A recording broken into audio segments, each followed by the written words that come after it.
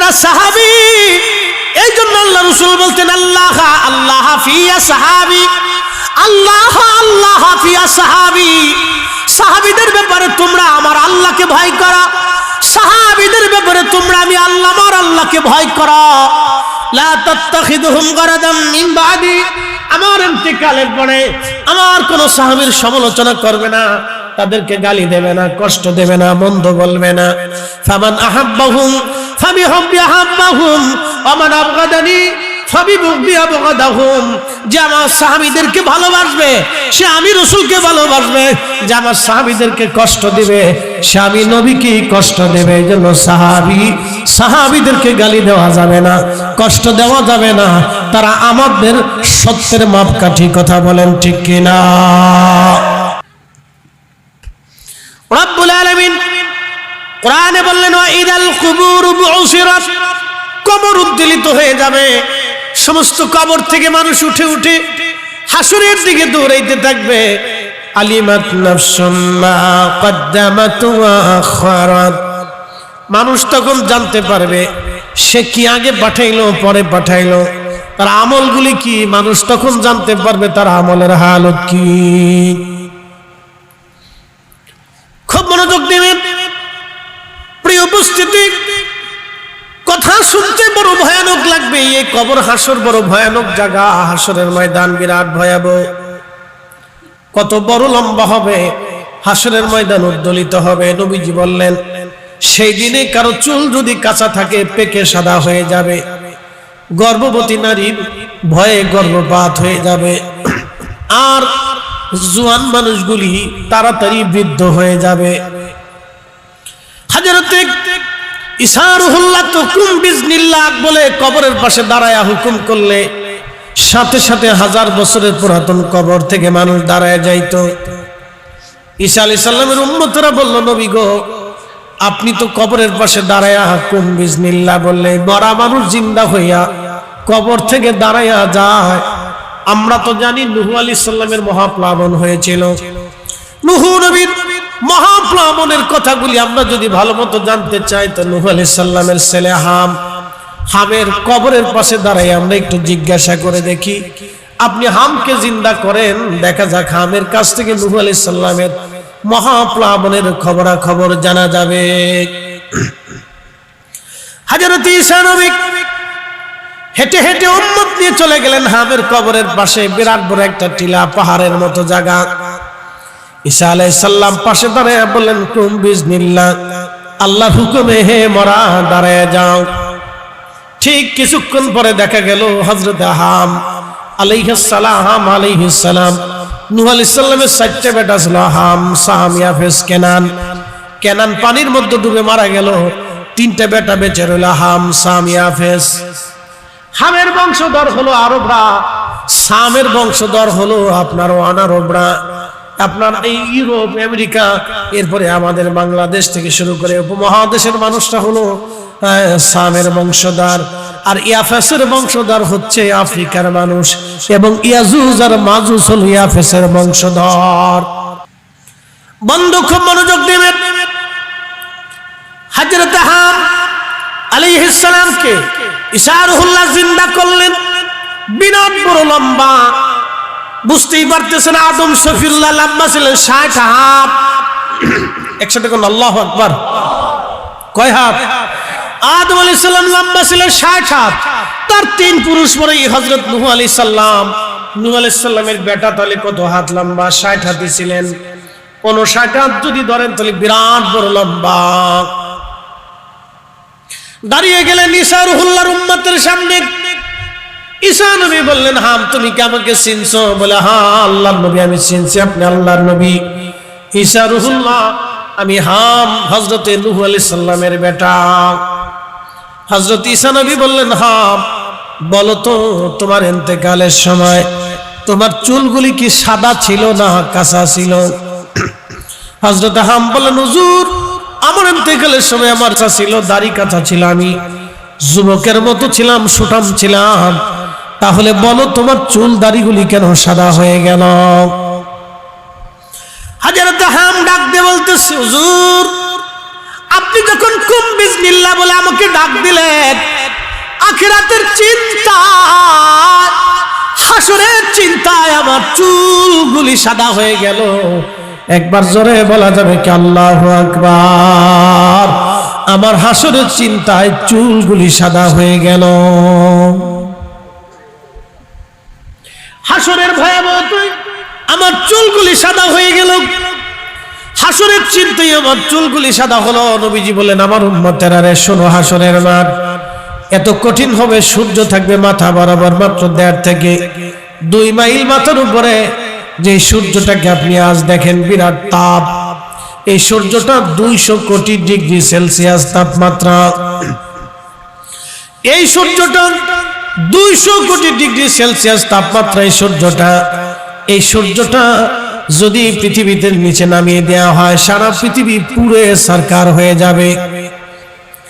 হাসরের ময়দানের সূর্যটা থাকবে দুনিয়ার সূর্য থেকে 70 গুণ বেশি পরিমাণে, 70 গুণ বেশি পরিমাণে, 70 গুণ বেশি পরিমাণে তাপমাত্রা।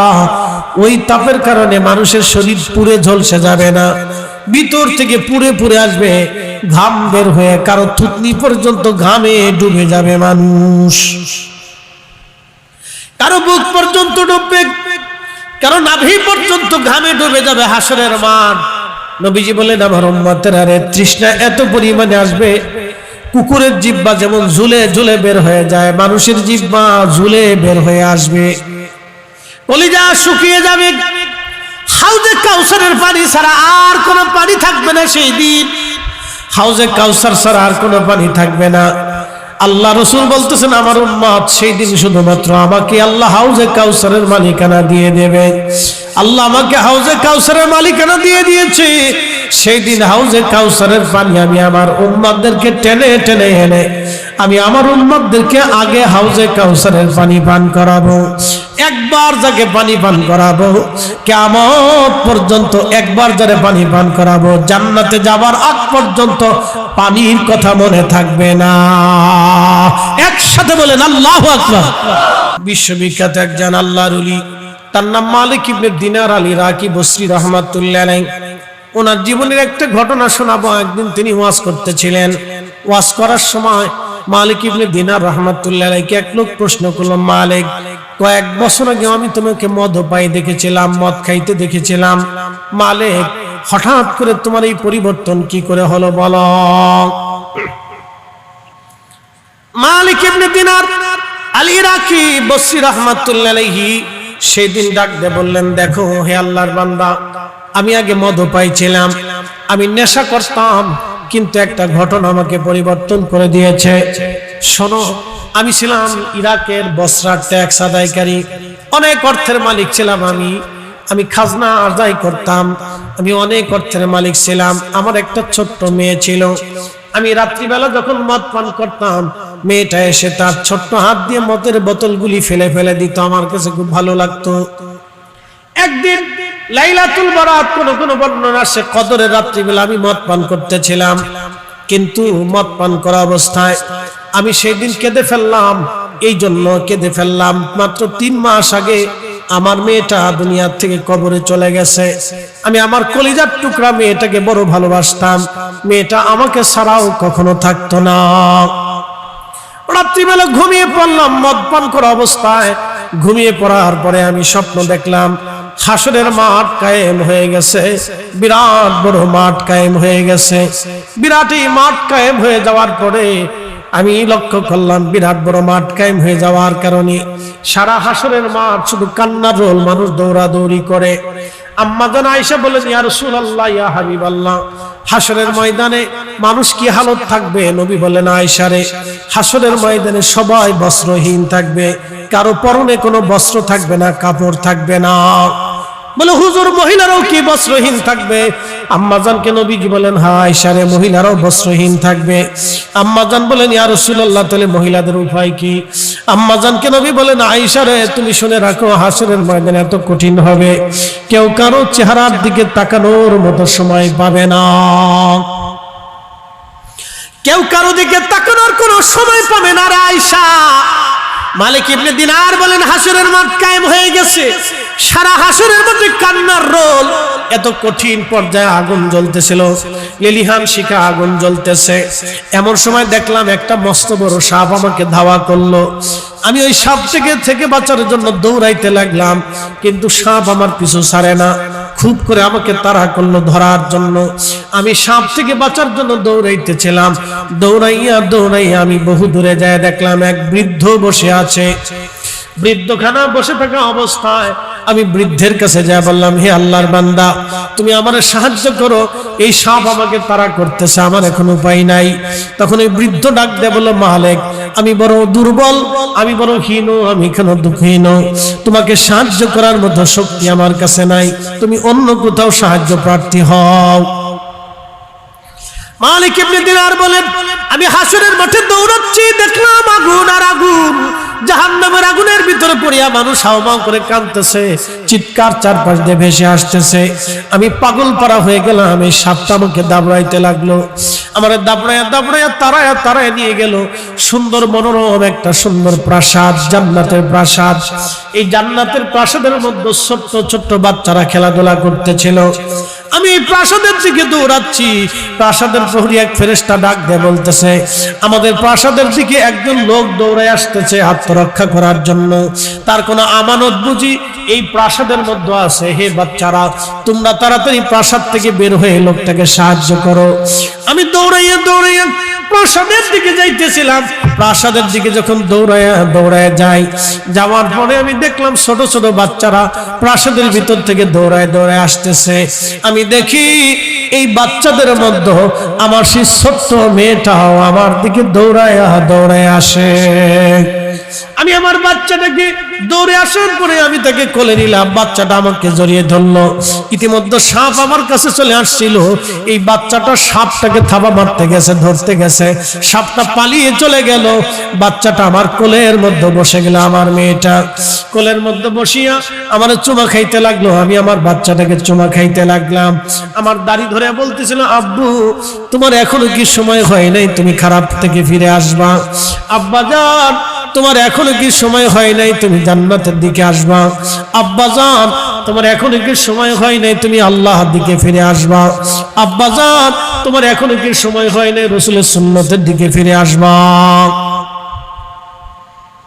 মালিক ইবনে দিনার আর ইরাকি ডাকতে বলতেছে, মা, তোমারে দুইটা প্রশ্ন করি মা, আমারে বলো। আব্বাজান কি? প্রথমত সাপ আমারে তাড়া করলো, মারে ওই সাপটা কেন আমারে তাড়া করলো? তখন মেয়েটা ডাক দে বলে, আব্বাজান, এই সাপ হলো আপনার জীবনের বদামহল, আপনি অনেক গুনাহ করে ফেলছেন আব্বাজান। আজকে এই গুনাহটাকে আল্লাহ সর্ব আকৃতি দিয়ে আপনাকে ধাওয়া করতেছিল আব্বা। যদি সাপের কবলে পড়ে যাইতেন আর কোনোদিন দুনিয়ায় ফিরে যেতে পারতেন না আব্বাজান, জাহান্নাম ছাড়া আপনার আর কোনো রাস্তা ছিল না। মারে বুঝতে পারলাম। তারপরে বলো, বৃদ্ধ লোকের কাছে সাহায্যের জন্য গেলাম, ওই বৃদ্ধ লোকটা কে মা? তুমি দয়া করে আমাকে বলো। মেয়েটা ডাকতে বলতেছে, বাবা, ওই বৃদ্ধ হচ্ছে আপনার নেকামল, আপনি তাকে বৃদ্ধ বানায় ফেলছেন, দুর্বল করে ফেলছেন। মা বাবা, ওই বৃদ্ধ, এই জন্য আপনার কোনো সাহায্য লাগে নাই, কাজে লাগে নাই। তখন ডাক দিয়ে বললো, মা রে, এই সুন্দর প্রাসাদ কিসের? বলে, এটা জান্নাতের প্রাসাদ। মারে, এত ছোট ছোট বাচ্চারা এই জান্নাতের প্রাসাদের মধ্যে কেন? বলে, আব্বাজান, মায়ের কোল থেকে ছোট্টকালে নাবালেগ খাওয়ার আগে যেই বাচ্চারা মারা যায়, আমার আল্লাহ তাদেরকে জান্নাতি বানায়া দেয়। কিছু সময় আগে আমার মিজানুর রহমান আল কাদরি ভাই দলিল দিয়ে গেছে, বালেগের জন্য কোনো প্রশ্ন নাই, নাবালেগের জন্য কোনো প্রশ্ন নাই, বিনা প্রশ্নে আল্লাহ তাদেরকে জান্নাত দিয়ে দেবে। একবার জোরে বলা যাবে কি আল্লাহু আকবার? মালিক ইবনে দিনার ডাকতে বলতেছে, মা, ও মা, বলো, এই প্রাসাদের মধ্যে কারা? বলে, আব্বাজান, ছোট ছোট নাবালেগ কালে যারা মারা গেছে, মায়ের কোল খালি করে আসছে, আল্লাহ তাদেরকে প্রাসাদের মধ্যে পাঠিয়ে দিয়েছে জান্নাতের বাগানে। আমরা এখানে একসাথে খেলাধুলা করি, একসাথে খাই, আল্লাহ আমাদের জান্নাতের ভিতরে বিচরণ করায়। ও ও আব্বাজান, আমি আপনার ছোট্ট সন্তান, কলিজার টুকরা ছোট্ট কালে মারা যাওয়ার কারণে আল্লাহ আমারও জান্নাতি বানায় দিয়েছেন। আব্বাজান, আজকে যদি আমি না থাকতাম তাহলে আপনার জাহান্নাম ছাড়া আর কোনো রাস্তা ছিল না। মা আব্বা, আজকে আমার কারণে সাপ পালায় চলে গেছে। আব্বাজান, ফিরে আসেন আল্লাহর দিকে, আর আপনি গুনার কাজ করবেন না।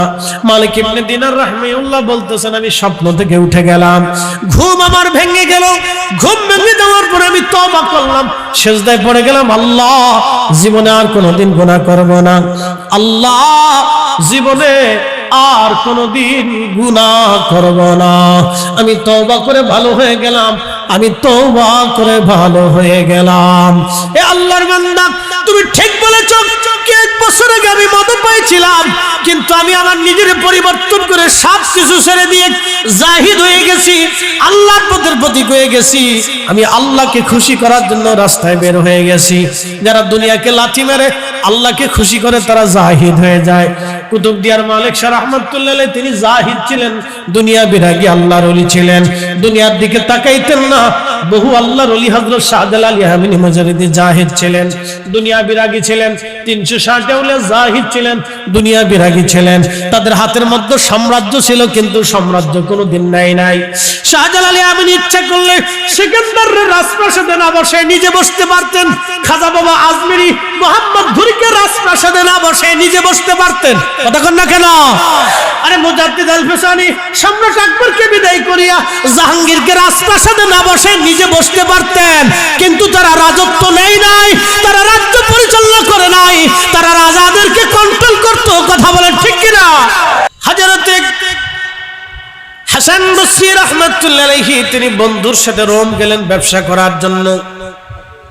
তিনি অনেক বড় ব্যবসায়িক ছিলেন, স্বর্ণের ব্যবসা করতেন, মণিমুক্তার ব্যবসা করতেন, হীরার ব্যবসা করতেন। তিনি ছোটখাটো ব্যবসা না, বিরাট বড় ব্যবসা তার। রোম দেশে গেছেন ব্যবসার জন্য। রোম সাম্রাজ্যে যাওয়ার পরে তিনি সোনা দানা ব্যবসা বাণিজ্য মোটামুটি করলেন, ভালো লাভ হলো।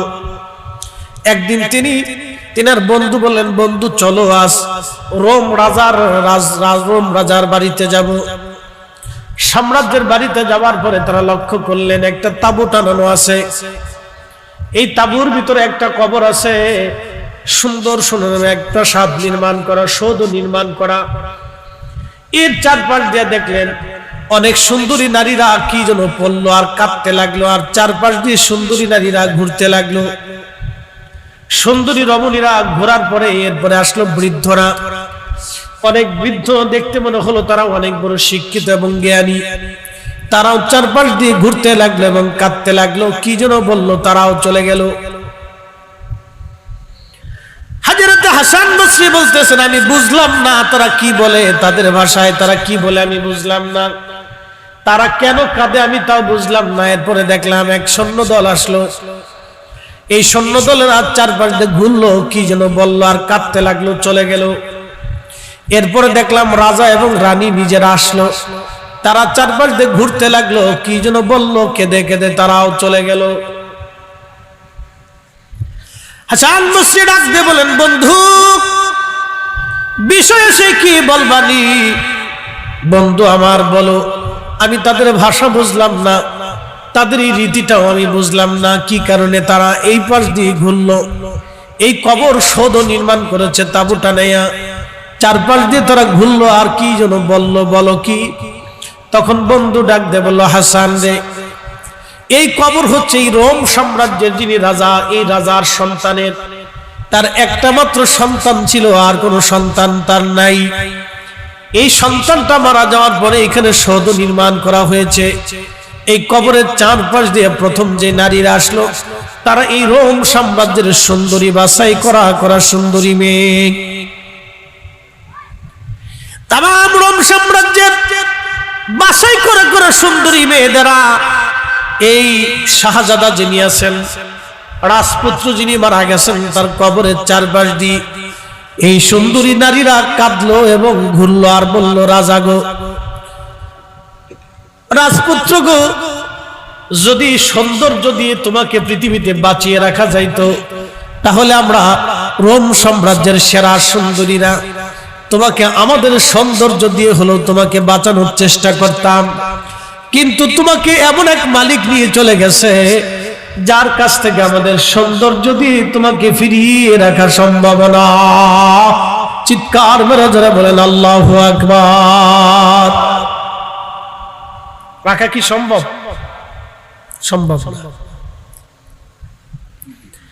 এবার বন্ধু ডেকে বলতেছে, হাসান বন্ধুরে, এরপরে যেই দল আসলো তারা এই রোম সাম্রাজ্যের সবচেয়ে বড় জ্ঞানী গুণী দার্শনিক ডাক্তার, বড় বড় কবিরাজ, বড় বড় চিকিৎসক আসছে, অনেক বড় বড় মেধাবী জ্ঞানী গুণীরা আসছে, তার সাধু সন্ন্যাসী এবং এই রোম সাম্রাজ্যের বড় বড় গির্জার পাদ্রী যারা আছে, পোপ থেকে শুরু করে সব বড় বড় গির্জার পাদ্রীরা, বড় বড় ধার্মিক জ্ঞানী গুণীরা চারপাশ দিয়ে ঘুরলো আর বলল, রাজপুত্র, যদি জ্ঞান আর মেধা দিয়ে তোমাকে জীবিত দুনিয়াতে রাখা যাইতো তাহলে আমরা আমাদের সমস্ত জ্ঞান আর মেধাগুলি খাটাইয়া তোমাকে দুনিয়াতে বাঁচিয়ে রাখার চেষ্টা করতাম, কিন্তু তোমাকে এমন এক মালিক নিয়ে চলে গেছে যার হাত থেকে জ্ঞান আর মেধা দিয়ে বাঁচানো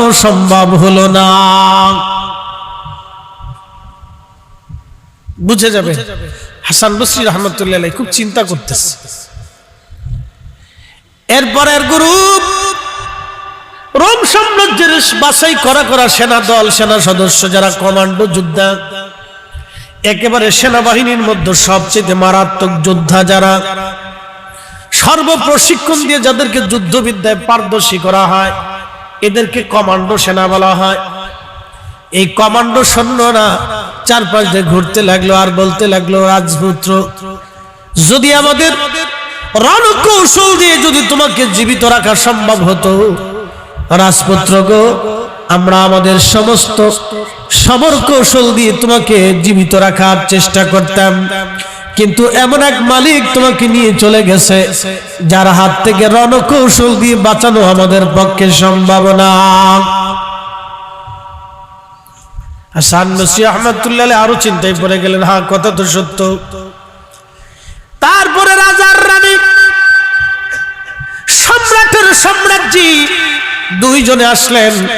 দুইজনে আসার পরে দুইজনে চারপাশ দিয়ে ঘুরলো আর বলল, কলিজার টুকরা সন্তান আমার, যদি এই রোম সাম্রাজ্যের সবকিছু দিয়ে হলো যদি তোমাকে জীবিত রাখা যাইতো তাহলে আমি রাজা এবং আমি সাম্রাজ্যী, আমরা আমাদের কলিজার টুকরার সন্তানকে জীবিত রাখার চেষ্টা করতাম। বেটারে, আমরা সমস্ত সম্পদ দিয়ে হলো, সাম্রাজ্য দিয়ে হলো তোমাকে জীবিত রাখার সুযোগ নাই। তোমাকে এমন এক রাজা নিয়ে চলে গেছেন যে রাজার কাছ থেকে কাউকেই ফিরিয়ে রাখা যায় না। চিৎকার মেরে জোরে বলেন আল্লাহু আকবার। হাসান বসরি ডাক দিয়ে বলে, বন্ধু, স্বর্ণের ব্যবসা ছেড়ে দিলাম। মারহাবা কর। কিসের ব্যবসা ছাড়লাম? স্বর্ণের ব্যবসা ছেড়ে দিলাম, রূপার ব্যবসা ছেড়ে দিলাম, মণিমুক্তার ব্যবসা ছেড়ে দিলাম। বন্ধুরে, সবকিছু দিয়ে যেহেতু পৃথিবীতে থাকার আর সুযোগ নাই, তাহলে দুনিয়ার ব্যবসা ছেড়ে দিলাম। আজকে থেকে আমি আল্লাহর ব্যবসা শুরু করব, দুনিয়ার ব্যবসা আর করব না। বন্ধুরে, সোনা দ্বারা সব করে দিয়ে দিলাম, আমি আখিরাতের সোনা দ্বারা জোগাড় করার জন্য আজকে থেকে আল্লাহর পথে বের হয়ে গেলাম। হাসান বসরির জীবন পরিবর্তন হয়ে গেল, আল্লাহর পথে বের হয়ে গেল। একবার জোরে বলা যাবে কি মারহাবা। প্রিয় উপস্থিতি, মনোযোগ দিবেন। মানুষ তো অবশ্যই মারা যাবে। ওমা তাদরি নাফসুন বিআইয়ি আরদিন তামুত, কোন জায়গা, কোন হালতে, কোন অবস্থায় মানুষ মারা যাবে মানুষ জানে না। কখন, কোন হালতে, কোন জায়গায় মানুষ মারা যাবে মানুষ জানে না। মানুষ জানে না কখন মারা যাবে। কবরে তো তার যেতেই হবে, কবরে তার যাওয়াই লাগবে। কবর থেকে বাঁচার আর কোনো রাস্তা নাই, কবরে তাকে যেতেই হবে। আমার আল্লাহ বলেন, আলহাকুমুত তাকাসুর হাত্তা যুরতুমুল মাকাবির।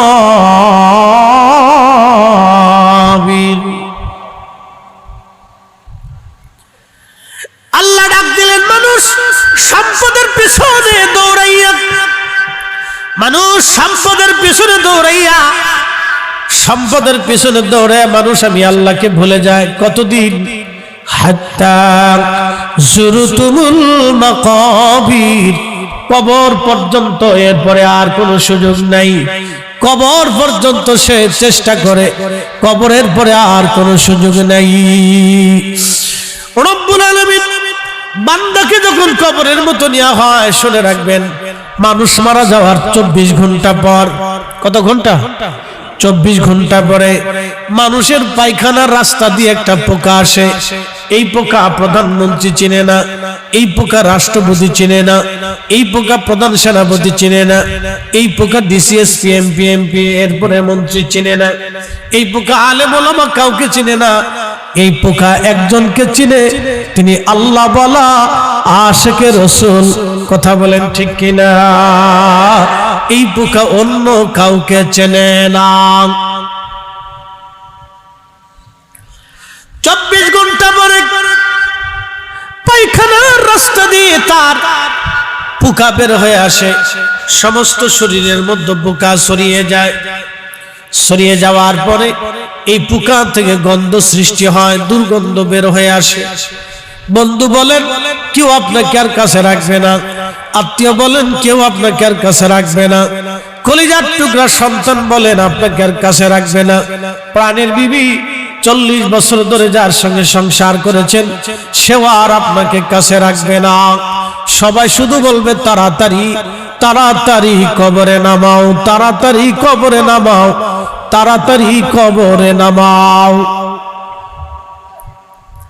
24 ঘন্টা পরে মানুষের পায়খানার রাস্তা দিয়ে যে পোকা আসলো, এই পোকাটা 24 ঘন্টা পরে আসার কারণে তার সমস্ত শরীরে দুর্গন্ধ ছড়িয়ে যায়। এভাবে ছড়িয়ে যায়, আল্লাহ মানুষ আর পছন্দ করে না, মানুষ তাকে আর ভালোবাসে না, সবাই কবরে নিয়ে যেতে থাকে। কিন্তু মনে রাখবেন, আশিকে রাসূল যারা, আল্লাহ বলা যারা, তাদের শরীরের পায়খানা রাস্তা দিয়ে পোকা কখনো আসে না। 1000 বছর কবরের মধ্যে থাকলেও পোকা আসে না। একসাথে জোরে বলা যাবে কি আল্লাহু আকবার? না না, হয় না, আরো জোরে বলেন। রব্বুল আলামিন কুরআনুল কারীমের ভিতরে বললেন, ইয়া আইয়াতুহান নাফসুল মুতমাইন্না তুরজিই ইলা রাব্বিকি রাদিয়াতাম মারদিয়া ফাদখুলি ফি ইবাদি ওয়াদখুলি জান্নাতি।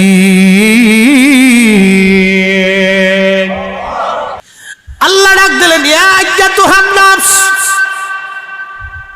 হে নফসে মুতমাইন্না, ইয়া আইয়াতুহান নাফসুল মুতমাইন্না, প্রশান্ত আত্মা, ইরজিই, আমার দিকে আসো, ইলা রাব্বিকি রাদিয়াতাম মারদিয়া, আমি আল্লাহর সন্তুষ্টির দিকে চলে আসো। একসাথে বলবেন আল্লাহু আকবার। ইরজিই, আমি আল্লাহর সন্তুষ্টির দিকে আসো। এই জন্য আশিক রাসূল যারা, তারা মরণকে ভয় পায় না। কথা কন না কেন? ঠিক কিনা? কারণ আশিক রাসূল জানে আমার মরণের পরে কবরে আমার রাসূল কারীমের সাথে দেখা হবে। ঠিক কিনা বলে? হযরত উসমান গনি জিন্নুরাইন, ওনাকে যেদিন শহীদ করা হবে, শাহাদাতের দিন, ফজরের নামাজ পড়ে উনি কোরআন পড়তেছিলেন। উনি বেশিরভাগ সময় কোরআন তেলাওয়াত করতেন, কোরআন শরীফ পড়তেছিলেন। ঠিক এমন সময় কোরআন শরীফ পড়তে পড়তে হযরতে উসমান গনি জিন্নুরাইন ঘুমিয়ে পড়লেন। স্বপ্নের ভিতরে দেখতেছেন রাহমাতুল লিল আলামিন নবীজি তশরীফ এনেছে। আসতে হয়ে গেল না? জোরে বলেন না, আরো জোরে, আরো জোরে, জোরে জোরে জোরে জোরে বলেন ইয়া রাসূলুল্লাহ, আরো জোরে বলেন ইয়া রাসূলুল্লাহ। নবী আসেনি, আসেনি, আসবেনি, বলতেছি। হযরত উসমান গনি জিন্নুরাইন ঘুমিয়ে আছেন। নবীজি স্বপ্ন আসলেন, উসমান গনি সালাম দিলেন। নবীজি জিজ্ঞেস করলেন, উসমান কেমন আছো? বলি, ইয়া রাসূলুল্লাহ, দুনিয়ার জঞ্জাল আর ভালো লাগে না। বিদ্রোহীরা ওনার পুরা বাড়িটা ঘিরে ফেলে দিয়েছে। হযরত উসমান গনি আলী, ইমাম হাসান হুসেন সমস্ত সাহাবীদেরকে বলে দিলেন, সাবধান, তোমরা বিদ্রোহ দমন করবে না, কারণ আমি আমার রাসূলের পবিত্র জবান থেকে শুনেছি আমি শহীদ হব। হাউজে কাউসার, নবীজিকে জিজ্ঞেস করা হলো, হুজুর হাউজে কাউসার কি? আল্লাহ নবী বললেন, সাহাবীরা, হাউজে কাউসার জান্নাতের একটা নদী। মারহাবা বল। কোথাকার নদী? জান্নাতের একটা নদী। কুরআন আল্লাহ বলেন, ইন্না আ'তাইনাকাল কাউসার ফাসাল্লি লিরাব্বিকা ওয়ানহার। একসাথে বলবেন মারহাবা। এই আমার দিকে দেখেন, হাউজে কাউসার আল্লাহ তার রাসূলকে দিলেন। হাউজে কাউসার কেন দিলেন? এবার একটু আসি, আল্লাহর নবীকে আল্লাহ হাউজে কাউসার দিলেন। ওই জামানাতে কাফেররা বলতো আল্লাহর নবী আফতার। আফতার অর্থ হচ্ছে নির্বংশ। নাউজুবিল্লাহ মিন যালিক। কি বংশ? নির্বংশ। তো নির্বংশ বলে রাসূলকে কষ্ট দিয়েছে। ভালো করে বুঝবেন, প্রিয় নবীজির সন্তান আল্লাহ যে কয়জন বেটা দিলেন, ছেলে দিলেন, রিদওয়ানুল্লাহি তাআলা আলাইহিম আজমাইন, সবাইকে আল্লাহ নিয়ে চলে গেলেন। তো নিয়ে যাওয়ার পরে আল্লাহ রাসূল খুব ক্লান্ত, মন খারাপ। এদিকে কাফেররা সুযোগ পাইয়া নবীকে আফতার আফতার বলতে লাগলো, যে নির্বংশ নির্বংশ, ছেলে নাই তো বংশ হবে কেন? ছেলে নাই তোর বংশ হবে কি করে? শেষ। নির্বংশ বলে বলে নবীকে কষ্ট দেয়। আল্লাহ নবীর মন বেজার, কিন্তু নবীজির মন আল্লাহ বেশি সময় পর্যন্ত বেজার রাখেন নাই। আল্লাহ মনটাকে খুশি করার জন্য প্রথমে আল্লাহ বলেন, ইন্না আ'তাইনাকাল কাউসার।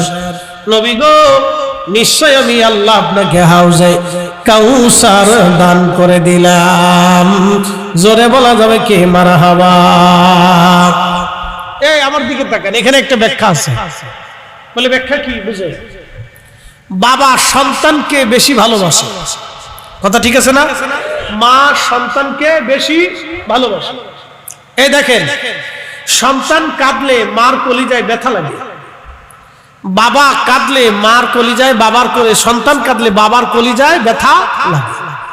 আপনি আপনার ছোট্ট মেয়েটাকে একটা থাপ্পড় মারছেন, ও কান্নাকাটি করতেছে, যত সময় ওরে খুশি না করবেন তত সময় আপনার অন্তরে খারাপ লাগতে থাকে, চিনচিন চিনচিন করে ব্যথা লাগতে থাকে, খুব কষ্ট হইতে থাকে, কথা ঠিক আছে না? যে ওরে কেমনে খুশি করবে? খুশি করার জন্য বাজার থেকে কিছু খাবার নিয়ে আসেন, অথবা দামি ভালো কিছু খেলনা টেলনা নিয়ে আসেন, এগুলি সন্তানের সামনে দিয়ে তারপরে তারে খুশি করেন, আদর দেন, চুমা লাগান, আগে তার উপহার দেন। উপহার দেওয়ার পরে সে খুশি হয়ে যায়, আনন্দিত হয়ে যায়। ঠিক আমার আল্লাহ কোরআনে তার রাসূল তার মেহবুবকে আমার আল্লাহ খুশি করলেন, আগে আগে গিফট দিলেন, গিফটের নাম হাউজে কাউসার। ওগো নবী, নিশ্চয় আমি আল্লাহ আপনাকে কাউসারের মালিকানা দিয়ে দিলাম। একসাথে জোরে বলেন, ইয়া রাসূলুল্লাহ। এই সূরা নাজিল হইল স্বপ্নে। কেমনে নাজিল হয়েছে? এই সূরা কিভাবে নাজিল হয়েছে? স্বপ্নে। স্বপ্নে, জিবরাইল দিয়ে না, স্বপ্নে। আল্লাহর নবী ঘুমিয়ে আছেন, ঘুম থেকে উঠার পরে নবী খুশি, খুশি হাস্যোজ্জ্বল, খুব হাসি খুশি। সাহাবায়ে কেরাম বলেন, ইয়া রাসূলুল্লাহ, এত হাসি খুশি কারণ কি? নবী যো আগে তো এরকম কখনো হাসেন নাই, এত খুশি খুশি আপনাকে মনে হয় নাই। আল্লাহর নবী ডাক দিয়ে বলেন, সাহাবীরা রে, আজকে আল্লাহ আমার জন্য একটা সূরা নাজিল করেছেন, সূরা কাউসার। আল্লাহ বলেন, ইন্না আ'তাইনাকাল কাউসার। সাহাবীরা বলেন, হুজুর কাউসার কি? নবী বলেন, সেটা একটা জান্নাতের নদী। একসাথে বলবেন না মারহাবা? জান্নাতের নদী। জাযাউহুম ইনদা রাব্বিহিম জান্নাতু আদনিন তাজরি মিন তাহতিহাল আনহারু খালিদিনা ফিহা আবাদা।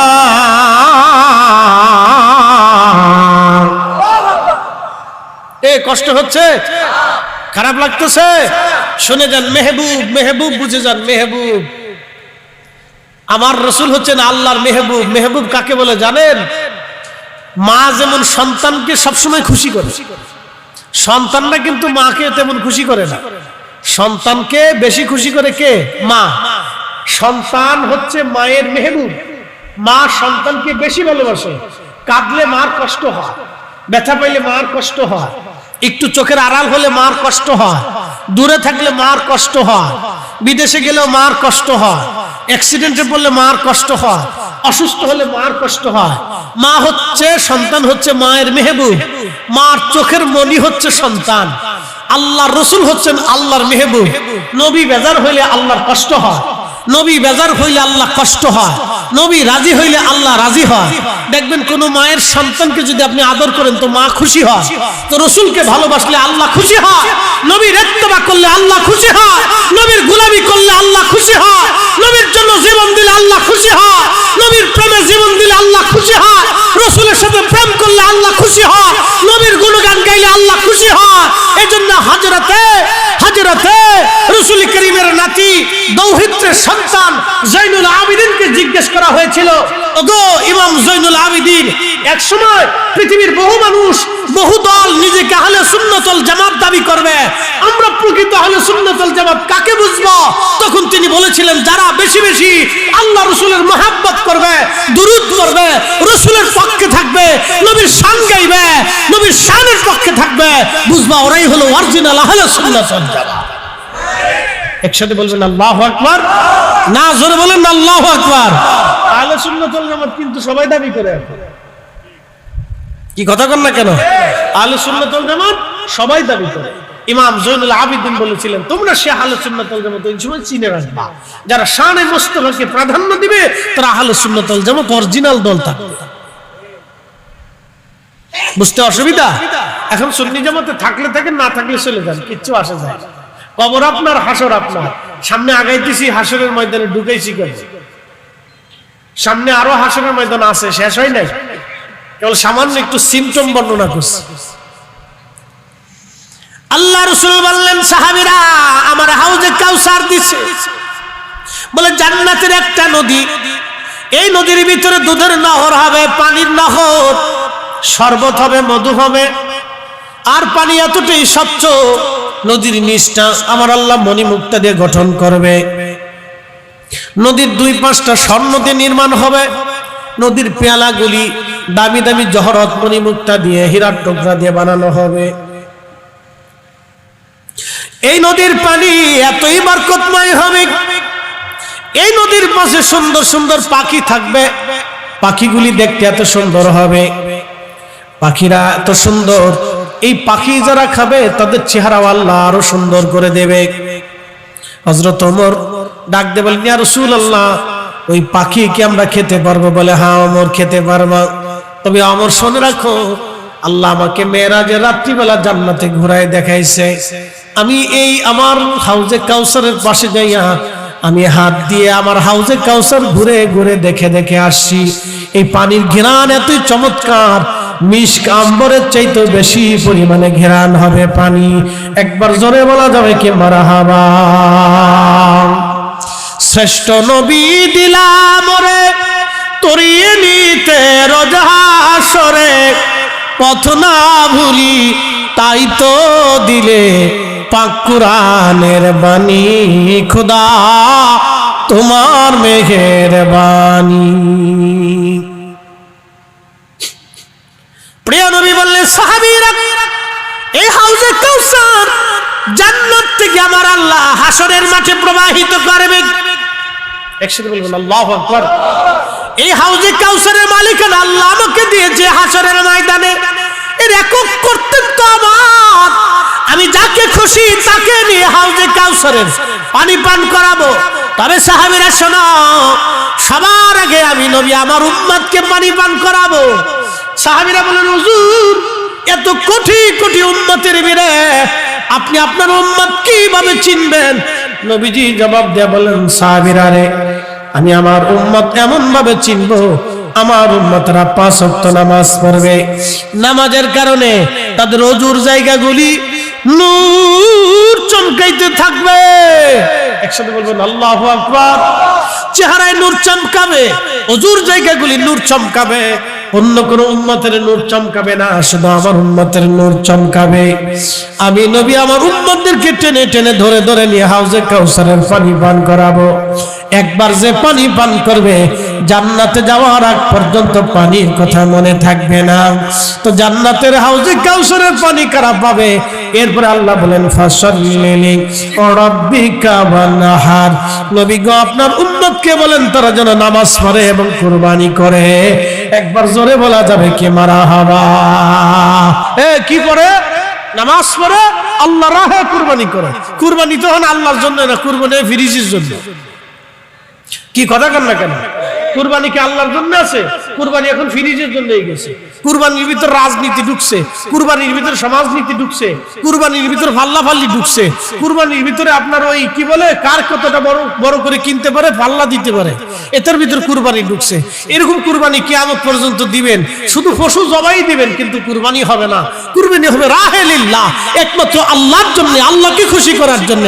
সালাতের ভিতরে রাজনীতি ঢুকছে, রাজনীতির নামাজ, সামাজিক নামাজ, বিয়ের নামাজ, বিপদের নামাজ, খেলার নামাজ, সুরের নামাজ, জুতা চোরের নামাজ। কি কথা কন না কেন?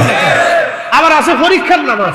পরীক্ষা আসলে দেখবেন ছেলে নামাজে ঢুকছে, একবারে রেজাল্ট দেওয়ার আগ দিন পর্যন্ত খুব নামাজ পড়ে, রেজাল্টও শেষ, নামাজও শেষ। রেজাল্ট দেওয়ার আগ দিন পর্যন্ত আল্লাহরে বুঝায় আল্লাহ তুমি কিন্তু দিও, আমার ভালো রেজাল্ট দিও। রেজাল্ট শেষ, নামাজ শেষ। আবার কিছু আছে সামাজিক নামাজ, বলে এটা হুজুর কি এই সামাজিক নামাজ জন্য সমাজে সমাজে বইছে, এখন এক জায়গায় সালিশ দরবার চলতেছে, চিন্তা করলো নামাজ যদি না পড়ি তো সমাজ কি করবে, তো সেটা সমাজের দরে নামাজ দেখেছে, আল্লাহর দরে যায়। আর এক আছে বতরে নামাজ, সিজনওয়ালি নামাজ। বলে সিজনওয়ালি নামাজ কি? শুধু জুমার দিনে নামাজ পড়ে, বাকি ওক্তার খুঁজে পাওয়া যায়। কি কথা কর না কেন? বাকি ওক্তে তারে আর খুঁজে পাওয়া যায় না। এটা হচ্ছে সিজনওয়ালি নামাজ, শুধু জুমার নামাজে আসে, বাকি ওক্তে তারে আর খুঁজে পাওয়া যায় না। এই নামাজ ফাওয়াইলুল লিল মুসাল্লিন, লোক দেখানো নামাজি, এটা দিয়ে নামাজ দিয়ে কাজ হবে না। এই জন্য আল্লাহ রাসূলকে আল্লাহ বললেন, হাবিব আপনি বলেন ফাসাল্লিলি ফাসাল্লিলি, তারা যেন আমার জন্য নামাজ পড়ে, ওয়ানহার কুরবানি করে, তাহলে হাউজে কাউসারের পানি তাদের নসিবে আসবে। একসাথে বলবেন না মারহাবা? না না, আরো জোরে বলে। এখন হাউজে কাউসারের পানি কারা পাবে না? এটা শুনে রাখুন, এটা কারা পাবে না? আল্লাহর নবী হাউজে কাউসারের পানি পান করাচ্ছে, ঠিক এমন সময় একদল উম্মত দৌড়ায় দৌড়ায় যায়, সহিহ মুসলিমের হাদিস, দৌড়ায় দৌড়ায় নবীজির কাছে যাচ্ছে, সামনে পর্দা পড়ে গেল। নবী বলেন উম্মতি উম্মতি, এরা আমার উম্মত আমার উম্মত। ফেরেশতারা বলেন না ইয়া রাসূলুল্লাহ, এরা আপনার উম্মত বটে, কিন্তু আজকে হাউজে কাউসারের পানি তাদের বরাদ্দ নাই। বলে কেন? বলি ইয়া রাসূলুল্লাহ, আপনার ইন্তেকালের পরে এরা নতুন নতুন মতবাদ চালু করেছিল, নতুন নতুন আকীদা প্রতিষ্ঠিত করেছিল। নবী আপনি যা বলেন নাই তারা বলেছিল, আপনি যা বলেন নাই তারা সেটা বানিয়েছিল। হুজুর আপনি যেটা বলেন নাই সেটা তারা বলেছিল। যেমন একদল আছে আমাদের দেশে বুকে হাত বেঁধে নামাজ পড়ে, এদের আকীদা হলো আল্লাহর নবীর আব্বা আম্মা দুইজন কাফের জাহান্নামী। আসতে বলেন কেন? জোরে জোরে জোরে জোরে জোরে। রাসূলের আব্বা আম্মারে কাফের বানায় কেউ জান্নাতের আশা করতে পারে? কিয়ামত পর্যন্ত নামাজ হবে, শয়তানকে এবার নামাজ পড়, তোর নামাজে বাধা দেব না। শয়তান বলবে তোর নামাজে বাধা দিব না, তোর রোজায় বাধা দিব না, তোর জিকিরে বাধা দিব না, তোর যত মন চায় হজ কর আমি তা বাধা দিব না, কিন্তু তোর গোড়ার থেকে একবারে কেটে দিছি, পানি যত ঢালিস জীবনে আর গাছের পাতা জন্মাবে না। এই কথা বুঝছেন না আপনারা? গুড়া কেটে দিছি, শয়তানকে তোর গুড়া কেটে দিছি, তোর ঈমান আকীদা শেষ করে দিছি, যা এবার যতবারই সেজদা দে, অসুবিধা নেই, শেষ করে দিছি, তোর গুড়া শেষ করে দিছি, যা যতদূর পানিস তুই একবারে সেজদা দে, ও কোনো অসুবিধা, তোর নামাজ ঠেকাবো না, যা তোর গোড়াকে একবারে গোড়ার থেকে কেটে দিছি। এবার পানি যত ঢালবি গাছের কখনো আর পাতা জন্মাবে, ওটা দিন দিন শুকায় শেষ হয়ে যাবে, কারণ তোর গোড়ার থেকে কেটে দিছি, তোর ঈমান থেকে কেটে দিছি। আপনি ভাবতে পারেন রাসূল করিমের আব্বা আম্মাকে জাহান্নামী বলে আপনি জান্নাতের আশা করতেছেন? শয়তান হাসে, কয় বাপ রে বাপ, আমি 9 লক্ষ বছরে সিটারি করি নাই, আর এত 60 বছরের জীবনে সিটারি করতেছে। কি কথা কর না কেন? 60 বছরে সিটারি করতেছে। এই জন্য ঈমান বড় দামি জিনিস। সেই সময় আল্লাহর নবী বলবেন, সুহকান সুহকান, দূর হ দূর হ, লিমান গায়রা বাদি, আমার ইন্তেকালের পরে, আমার পরে তোরা নতুন নতুন মতবাদ চালু করেছিল, সুহকান দূর হয়ে যা। আজকে আমার দরবারে কোনো হাউজে কাউসারের পানি তোমাদের জন্য মিলবে না।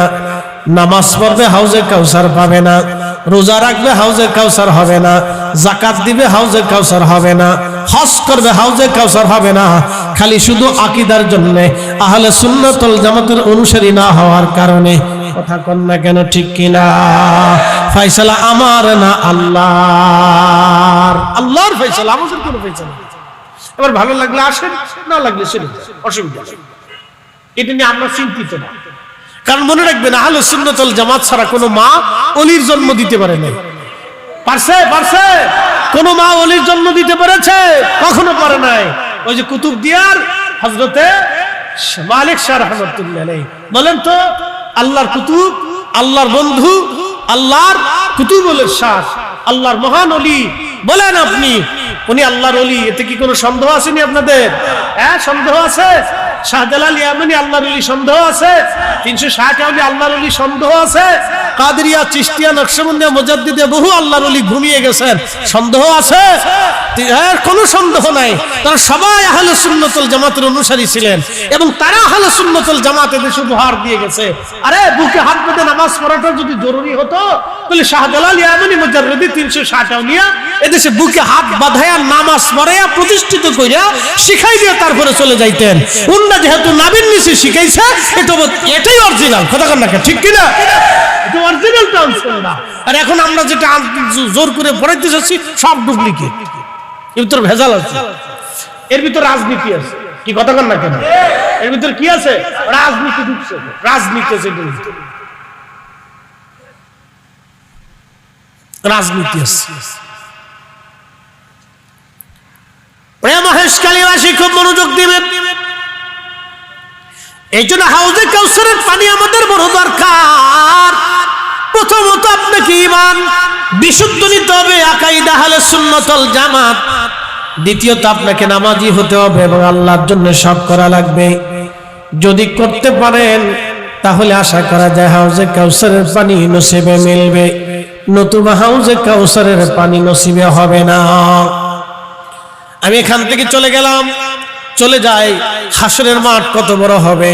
আল্লাহ কোরআনে বললেন, তারুজুল মালাইকাতু ওয়ার রূহু ইলাইহি ফি ইয়াউমিন কানা মিকদারুহু 50 আলফা সানা। দুনিয়ার 50,000 বছর, এক এক সেকেন্ড করে 60 সেকেন্ড 1 মিনিট, এক মিনিট করে 60 মিনিট, একটা ঘন্টা, একটা ঘন্টা করে 24 ঘন্টায় দিন ও রাত। 24 ঘন্টার দিন ও রাতের 65 বছরে 365 দিনে একটা বছর হয়। এক বছর করে 50,000 বছর। যত বড় হবে হাসরের একটা দিন হবে তত বড়, হাসরের একটা দিন হবে তত বড়, হাসরের একটা দিন হবে তত বিরাট। সেই দিনের 500 বছর আগে গরিবরা জান্নাতে চলে যাবে। একসাথে বললেন আল্লাহু আকবার? না না, হয় না, আরো জোরে জোরে জোরে। সেই দিনের 500 বছর আগে, কত বছর? তাহলে 500 বছর রে 50,000 বছর দিয়ে গুণ দিয়ে দেখেন দুনিয়ার কত লক্ষ কোটি বছর হয়। সেই দিনের 500 বছর আগে ধনীদের চাইতে গরিবরা জান্নাতে হাসতে হাসতে চলে যাবে। একসাথে বলবেন আল্লাহু আকবার? না না, জোরে বলেন, জোরে বলেন। অনেকে বলে, হুজুর আমার যদি ধনী বানাইতো আমি এত দান করতাম, মক্কায় যাইতাম, মদিনায় যাইতাম, আমি এত এত কিছু করতাম। আমি মনে করি না, গরিব বানাই আল্লাহ আপনার জান্নাতের সার্টিফিকেট বুঝাইছে। ধনী বানাইলে আপনি অহংকারী হয়ে যাইতে পারতেন। ঠিক আছে না? অনেক মানুষ পয়সাওয়ালা হইলে কি হয়ে যায়? অহংকারী হয়ে যায়। মাটিতে আর পা পড়ে না, এমন ভাব লইলে বাপরে বাপ কি জমিদার, ইস ইস তোর বাপ কি। না না না, এগুলি করলে 4 পয়সা মূল্য দেয়, 4 পয়সা মূল্য। অহংকারীকে আল্লাহ পছন্দ করেন, এগুলি করবেন না, সাবধান। আপনাদেরকে বলে দিয়ে যাচ্ছি, পয়সা যত হোক, অর্থ সম্পদ আল্লাহ দেয়, যত হাজার কোটি টাকার মালিক হন না কেন, সাবধান, আপনাকে বিনয়ী হতে হবে, নিরহংকার হতে হবে, নিরহংকার হতে হবে, বিনয়ী হতে হবে আপনাকে। যত বড় অর্থের মালিক হন, আপনাকে বিনয়ী হতে হবে। পৃথিবী বিখ্যাত বাদশা ছিলেন হযরতে খলিফা হারুন রশিদের স্ত্রী জুবাইদা। যদি কোনোদিন মক্কায় যান তো দেখবেন নহরে জুবাইদা এখনো আছে, আরাফাতের মাঠ পর্যন্ত নহরে জুবাইদা। যারা মক্কা মদিনায় থাকছেন, চাকরি করছেন, তারা জানেন নহরে জুবাইদা এখনো আছে। 25 কিলোমিটার ব্যাপী বিরাট বড় লম্বা একবারে ঝর্ণা থেকে আরাফাত পর্যন্ত একটা নহর তৈরি করে দিয়েছিলেন। আরাফাতের মাঠে হাজিরা আসলে পানির কষ্ট হবে, সেই জন্য তিনি নহর তৈরি করে দিয়েছিলেন। সেই জমানাতে তিনি নিজের অর্থ দিয়ে নহরে জুবাইদা, তাহাজ্জুদ গুজারি নারী ছিলেন তিনি, কিন্তু রাজকোষ থেকে একটা অর্থ নিতেন না, রাষ্ট্রীয় কোষাগার থেকে টাকা নিতেন না। আচ্ছা বলেন তো, আপনাদেরকে একটা প্রশ্ন করি, রাষ্ট্রের অর্থ যদি আপনি 1 টাকা নিয়ে যান, তাহলে এই 1 টাকার ভিতরে ভাগ আছে কত কোটি মানুষের? 18 কোটি। কিয়ামতের ময়দানে এই 18 কোটি মানুষ রাষ্ট্রের ওই যে লোকটা টাকা চুরি করছে তার বিরুদ্ধে আল্লাহর কাছে মামলা দিবে। আল্লাহ, ওই রাষ্ট্রের অর্থ চুরি করছিল 1 টাকা, ওই আমি ওই ভাগ পাই, আমার দিতে কম। বুঝেন নাই মনে হয়? কত কোটি মানুষ মামলা দিবে? 18 কোটি। এই জন্য রাষ্ট্রের অর্থ কেউ যদি চুরি করে, তার মতো বোকা পৃথিবীতে আর কেউ নাই, এর মতো বলদ আর পৃথিবীতে কেউ নাই। আগে যারা চুরি করছে, ওরে বাপ রে বাপ, তার মতো বলদ আর পৃথিবীতে নাই। এখন যারা করবে তাদের মতো বলদ নাই, আগামীতে যারা করবে তাদের মতো বলদ নাই। কি কথা বল না কেন? পৃথিবীর শ্রেষ্ঠ বোকা এরা, পৃথিবীর শ্রেষ্ঠ বোকা। নিজেরা ভোগ করতে পারবে না, সন্তান ভোগ করবে, আর মদ খাবে আর আকাম চুকাম করবে। এই কথা কর না কেন? জোরে বলে। মানুষের হক নষ্ট করে রক্ত চুষে সন্তান কোনোদিন মানুষ হয় না। আমার চোখের নজরে কোনোদিন পড়ে নাই, মানুষ হয় না। এরা বোতল সের মুড়ি দাও, বোতল সেরে চিনছে, এইগুলো 2 সিট ডাইনে খাইয়া বাপের দুলাভাই কয়, মারে বিয়াই কয়, বিয়েন কয়। হ্যাঁ, বহুত আছে। আমি বসুন্ধরায় থাকি তো আমি জানি কিভাবে কি হয় না হয়, সব আমার জানা আছে। সুখ নাই, আল্লাহর কসম করে বলি, কোনো শান্তি নেই, কোনো শান্তি। কদিন আগে দেখেন নাই বাংলাদেশের এক চিত্র নায়িকা, নায়কের শ্বশুর না বাপ নিজের গুলি করে মেরে ফেললো। বুঝতে পারছেন কেন গুলি করছে? তার অর্থ সম্পদের কোনো শেষ নাই, কিন্তু সন্তান তারে দেখে না। এর চেয়ে বড় দুঃখ কষ্ট পৃথিবীতে কিছু নেই। নিজে গুলি করে সুইসাইড করছে, তো ভিডিও দিয়ে আমি মরে যাইতেছি, তোরা দেখ। কেন মরতেছি? সন্তানের বিরহ বেদনায়। যা মরে গেল, শেষ। এরকম কত আছে, তার কোনো হিসাব নাই। এই জন্য হালাল রুজি করবেন, 1 টাকা করেন, হালাল করবেন, হালাল রেখে যাবেন, সন্তান মানুষ হবে, দোয়া করবে। হারাম খাওয়াই যাবেন, ওই সন্তান আপনার জন্য দোয়া করবে। হালালের জিন্দেগি গঠন করবেন। অন্যের অর্থ সম্পদ মারবেন না, চুরি ডাকাতি করবেন না, অন্যের ক্ষতি করবেন না, উপকার করতে না পারলে অন্যের ক্ষতি করবেন না। ক্ষতির চিন্তা মগজের ভিতরে আনবেনই না। এই লিপসা অন্তরের ভিতরে ঢুকাবেন না যে আমি তোর ক্ষতি করব, এই চিন্তা মগজের ভিতরে আনবেন না, এই ক্ষতির চিন্তা মগজ আনবেন না। এই জন্য আমরা সুন্নিরা রাজনীতি করি, কিন্তু মানুষের ক্ষতি করি না। হ্যাঁ, কথা কর না কেন? জোরে বলে। পাইছেন আজ পর্যন্ত পাইছেন? এই যে কালকে যে ছেলেটাকে পিটিয়ে মারছে, কোন আমাদের সুন্নিদের ইতিহাসে, কোন ইতিহাসে আপনি দেখবেন আছে? আমাদের ইতিহাসে আছে। ভিন্ন মত থাকতে পারে, কিন্তু আমরা একটা থাপ্পড় আমার হাত দিয়ে জীবনে ভিন্ন মতের মানুষকে একটা থাপ্পড় পর্যন্ত দেই নাই, একটা গালিও কোনোদিন দেইনি। ভিন্ন মত আসছে, মত ভিন্ন হতে পারে, রাজনীতি ভিন্ন হতে পারে। তোমার যা খুশিতে তুমি রাজনীতিতে ভোট দাও, তোমার যেটা খুশি রাজনীতি করো, তোমার যেই মত চাইছে তুমি সেই মত নিয়ে যাও, অসুবিধা নেই। কিন্তু আমি তো তোমাকে আঘাত দিতে পারি না। কি কথা কর না কেন? এই কবে রাজনীতি ফিরে আসবে আমরা জানি না, কবে এদেশে রাজনীতি ফিরে আসবে এটা আমরা জানি না। এ রাজনীতি আছে আমেরিকা, এ রাজনীতি আছে তুরস্ক, এ রাজনীতি আছে ইউরোপে, এ রাজনীতি খ্রিস্টানদের ভিতরে, এই রাজনীতি কাফেরদের ভিতরে চলে গেছে। আমরা মুসলমানরা এ সব হারায় ফেলছি। আমরা মুসলমানরা রাসূলের আদর্শের ভিতরে নাই। ওলিরা যেই জন্য দেশে এসেছিলেন আমরা সেই আদর্শ বাস্তবায়ন করতে পারি নাই। কিন্তু আমরা সুন্নিরা কাউরে গালিও দেই না, কাউরে আঘাতও করি না, কাউরে একটা থাপ্পড় পর্যন্ত দেই না। কি কথা কর না কেন? আমাদের ভিতরে এই রাজনীতি নেই।